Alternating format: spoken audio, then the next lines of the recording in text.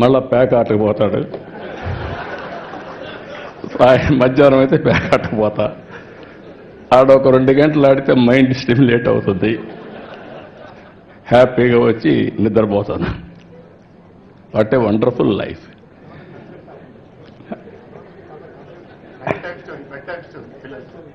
పిల్లలకి అది కూడా చెప్పాడు, నేను మర్చిపోయాను. పిల్లలకి రాత్రిలో ఒక స్టోరీ చెప్పి ఈయన హ్యాపీగా నిద్రపోతాడు. అదే మరి ఫ్రెండ్స్తో కలిసి విదేశాల్లో తిరగడం ప్రారంభించాడు. పోయినప్పుడు అక్కడ కూడా ఈ అధ్యయనం చేయడం ఇవన్నీ చేశారు. కానీ ఇన్ని పనులుండి ఇప్పటికి మీరు ఒకసారి చూస్తే ఒక 5 పుస్తకాలు రాశాడు ఆయన. ఈ ఎక్స్పీరియన్స్ చూసినప్పుడు ఫస్ట్ది ఒక చరిత్రలో కొన్ని నిజాలు, ఫస్ట్ బుక్ రాశాడు. అక్కడి నుంచి విభజన జరిగిన తర్వాత మేమందరం ఇంక్లూడింగ్ వెంకయ్యనాయుడు గారు విభజనలో బిజీగా ఉన్నాం. వెంకయ్యనాయుడు గారు పార్లమెంట్లో ఫైట్ చేయడం, ఆ సీన్ చూసిన తర్వాత బాధపడడం అవన్నీ జరిగాయి. అయితే వెంకటేశ్వరరావు గారు దాని మీద డెప్త్కి వెళ్ళి తెలుగువారి చరిత్ర, వేర్పాటు వాదం ఎందుకు వచ్చిందని పుస్తకం రాసే పరిస్థితికి వచ్చారు. 3వ పుస్తకం అక్కడి నుంచి వదిలిపెట్టలేదు. ప్రపంచతత్వం, నాయకత్వం, దీని మీద అధ్యయనం చేసి ఒక బుక్ ఒకటి రాసే పరిస్థితికి వచ్చాడు. ఇప్పుడు 4వది ఇంకొక పక్కన మీరు చూస్తే ప్రపంచ దేశాలు, పాలనా వ్యవస్థలు అధ్యయనం చేసి దానిపైన ఒక పుస్తకం రాశాడు. ఇప్పుడు ప్రపంచ చరిత్ర ఆది నుంచి నేటి వరకు, ఇంకా ఆయన మాటల్లోనే చెప్పాడు కాబట్టి నేను ఎక్కువ చెప్పను, మొత్తం డీటెయిల్ అన్ని ఆ తర్వాత జరగబోయేది కూడా చెప్పాడు. మనం అందరం ఒక 4-5 సంవత్సరాలు కాపాడుకుంటే మన ఆరోగ్యాన్ని భవిష్యత్తులో 50 ఏళ్ళు అంటున్నాడు.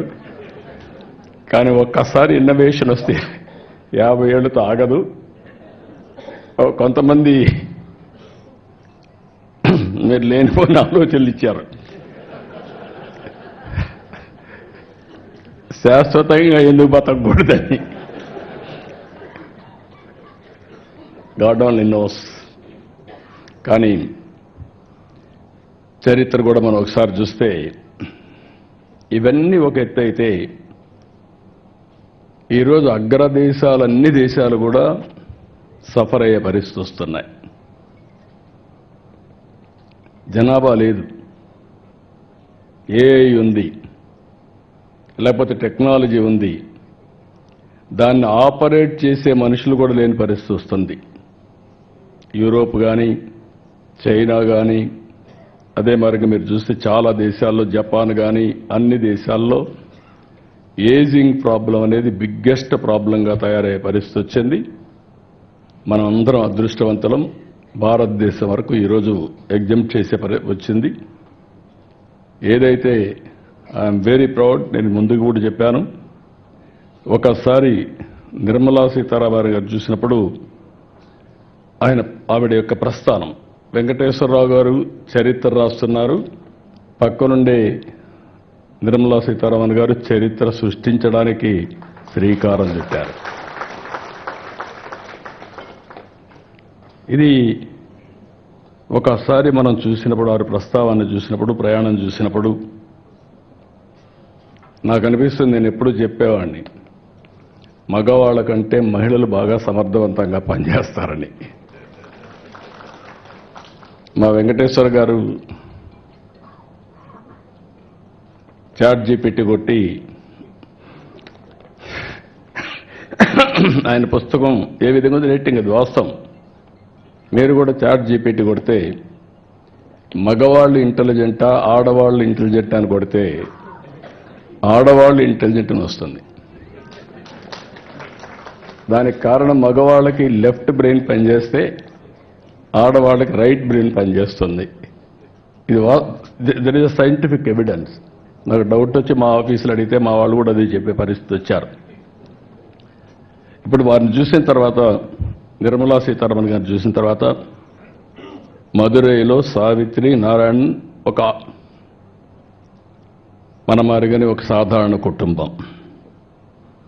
అక్కడ ప్రాథమిక విద్య మదురైలో చేయడం, తిరుచిరాపల్లిలో ఆర్థిక శాస్త్రంలో అండర్ గ్రాడ్యుయేట్ చేయడం, ఢిల్లీ జేఎన్టీలో ఆర్థిక శాస్త్ర డిగ్రీ తీసుకోవడం, లండన్ స్కూల్ ఆఫ్ ఎకనామిక్స్లో వెళ్ళి పీజీ చేయడం, అక్కడి నుంచి ప్రైస్ వాటర్ కూపర్స్లో పనిచేయడం కన్సల్టెంట్గా, ఐక్యరాజ్య సమితిలో పనిచేయడం, ఇండో బ్రిటిష్ సొసైటీ కూడా పనిచేయడం, ఇదంతా కూడా వారు ఆర్థిక మంత్రిగా పనిచేయడానికి ఎంతో ఉపయోగపడింది.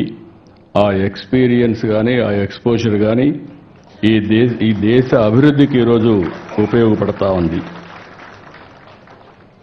అదే సమయంలో 2008 నేషనల్ స్పోక్స్ పర్సన్గా బీజేపీ ఎంపిక చేయడం.